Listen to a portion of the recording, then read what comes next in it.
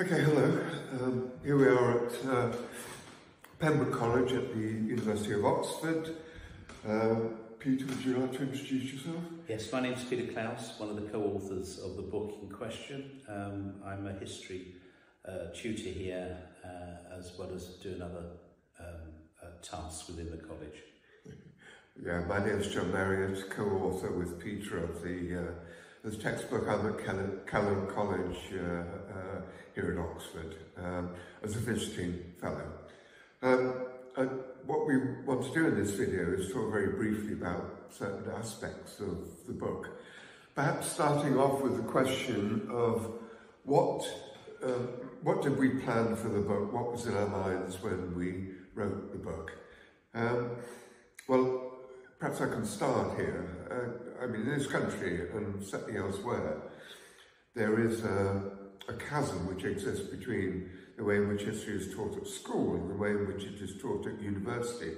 As a result of which, we know that many people who come to study history at university really struggle because at university are introduced to quite new approaches to the study of history, quite apart from the nature of the historical experience. So what we wanted to do in this book is to provide an introduction that would ease the passage of people from school to university in a way which is entirely accessible. Indeed, I think what we really were trying to do in some sense is trying to decode some of the historiography or some of the history of history that's given to school children and is not necessarily providing a very strong link into university type of study.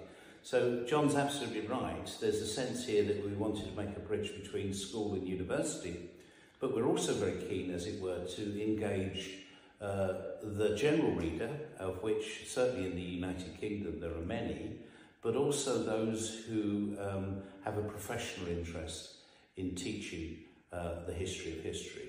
So there's lots of constituencies, I think, John, that we've been interested to engage with in this school. But I think the net result of all of this is we wanted very much to be jargon-free. Yes. We wanted we wanted to give examples that were not remote but were accessible. We hope interesting as well, and also examples which went outside of our own particular research interests. We are both modernists, and we're both interested in the history of Great Britain and its influence in the modern world.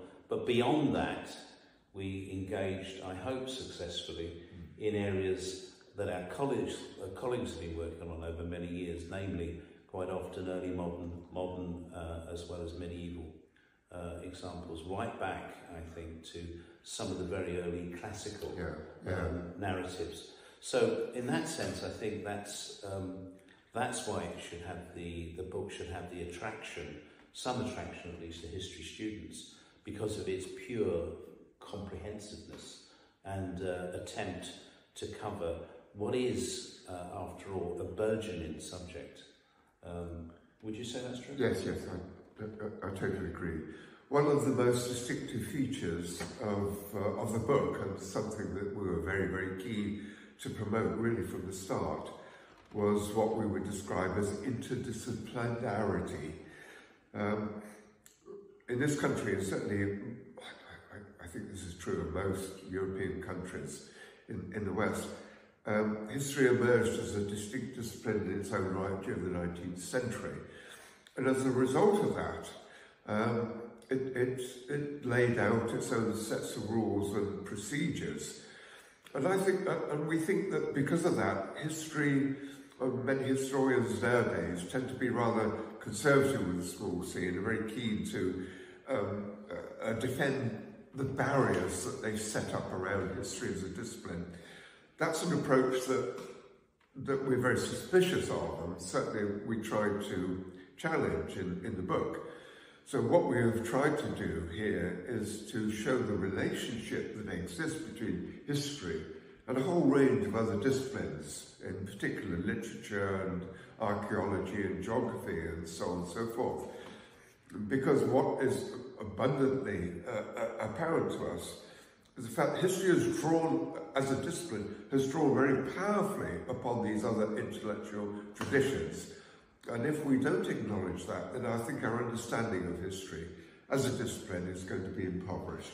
Yeah, I absolutely agree with that. And I think as well, while we were keen to set out methodologies from various approaches and disciplines around history, we were also very keen to say how history, I think, has gained. At different moments. So, for example, we look at the way that sociology was such an important input into, say, the early history workshop movement. So people's history, or history from below, drew very much on sociology and social sciences in those early years, right through to what we call in the book historicism, where English literature and history have really been spending the last 10 years or so swapping notes in many ways.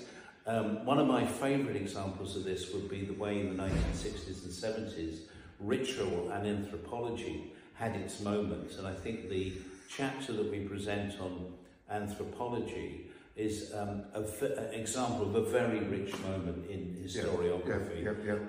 The last one I think I would highlight, probably, and takes us a little bit closer into the modern moment, is the way that spatial histories and social geographies have influenced the discipline of history. So I hope that the book is pretty rich in explaining both that and also, again, providing multiple multidisciplinary examples. We want to consider briefly a question about whether history can inspire people to imagine a better world.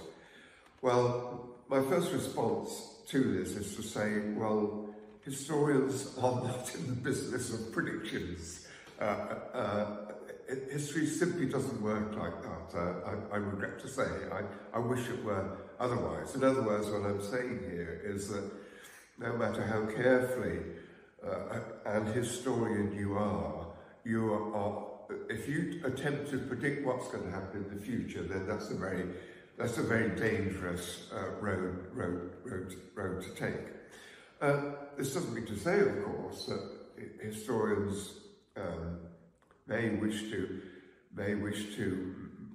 see particular types of future, and those people who have a broader interest in history may want to imagine a better world in the future.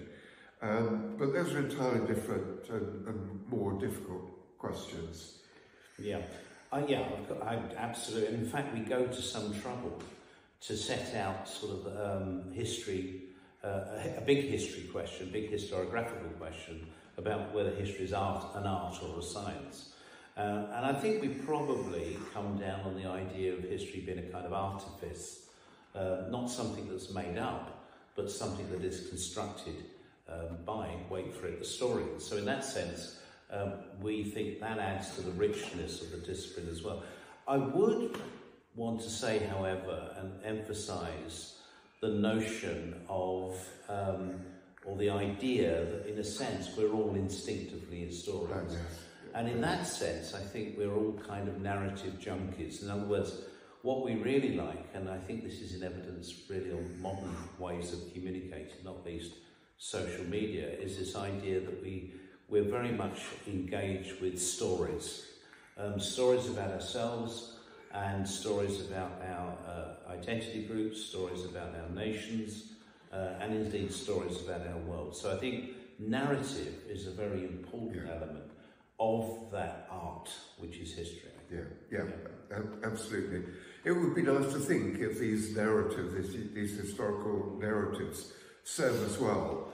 But unfortunately, and you only need to look at the events of the past year or two, unfortunately it is the case that only too often historical narratives are constructed in such a way that the turn of events become really quite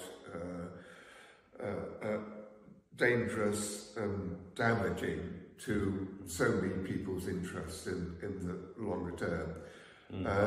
And indeed, I mean, particular historical narratives can quite well serve particular dystopian visions of the future.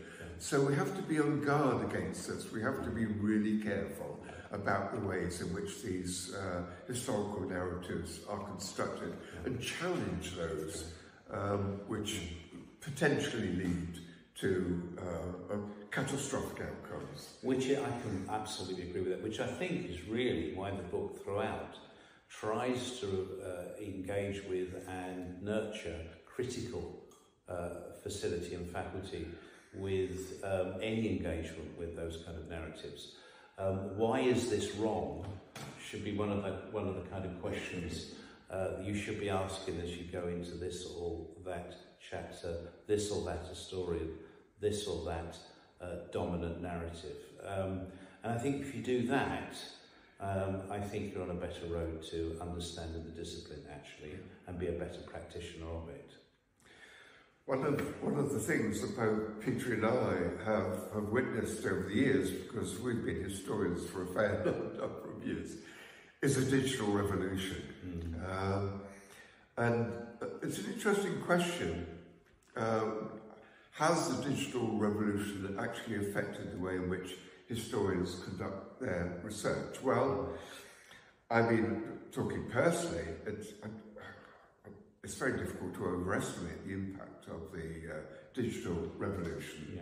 I mean, for example, there is so much material which is now online, which makes the job of the historians much easier. We don't have to spend weeks in dusty archives in quite the same way that we did before. We don't have to travel large distances in order to look at the archives. Things are much more open than they used to be. However, I mean, I still do think that it has to be remembered that the amount of historical material, original historical evidence, which has been digitized, may be large, but it's still a tiny fraction of what is out there. So we've got quite a long way to go. Yes, so there's an archival question, that's for sure, that we need to engage with, but there's also a teaching and learning question as well. What is the effect of the digital revolution on the way that we learn and the way that we teach?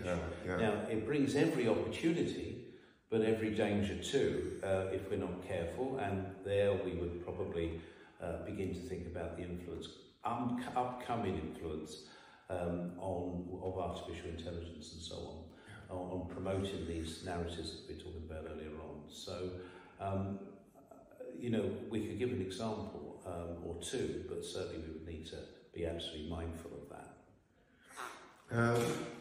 Finally, we want to think very briefly about how the book may be of value to a Turkish readership.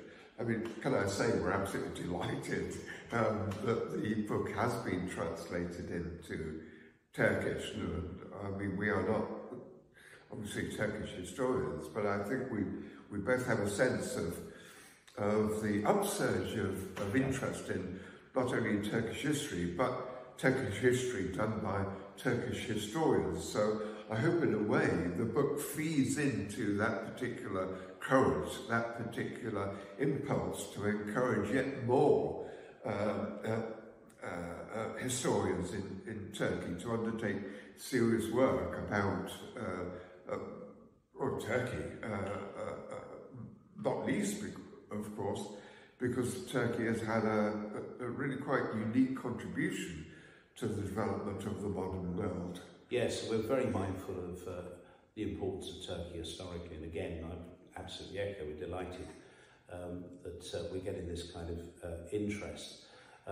Turkey and in global narratives, I think, will only increase actually over the coming decades. And so we're delighted the new crop of historians coming through schools and coming through universities get at least some sense of why we think history ought to be very much part of the democratic intellect, that should be very much part of an open and democratic narrative. And in that sense, I think John and I would like to thank you very much. Yeah, thanks. It's been nice to talk with you. We hope you enjoy the book. If you have any comments that you'd like to make, having a look at the book, we'd love to hear from you. Thank you. Thank you again.